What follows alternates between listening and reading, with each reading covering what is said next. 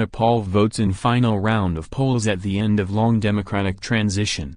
Kathmandu, Reuters. Nepalis began voting in the final round of parliamentary elections on Thursday, a key step to complete a near-decade-long democratic transition after the abolition of the centuries-old monarchy and the end of a civil war against Maoist guerrillas.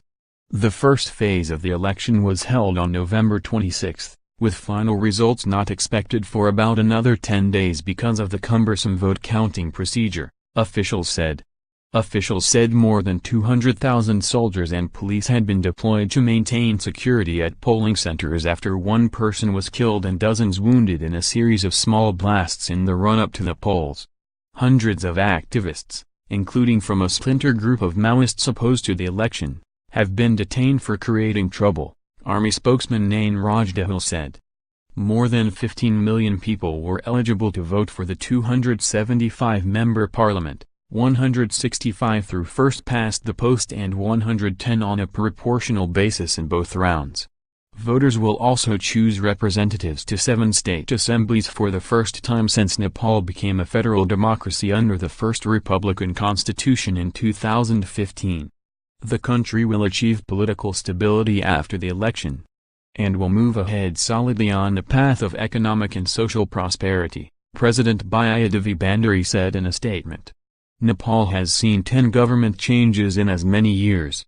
Instability has given rise to corruption, retarded growth and slowed recovery from a 2015 earthquake that killed 9,000 people.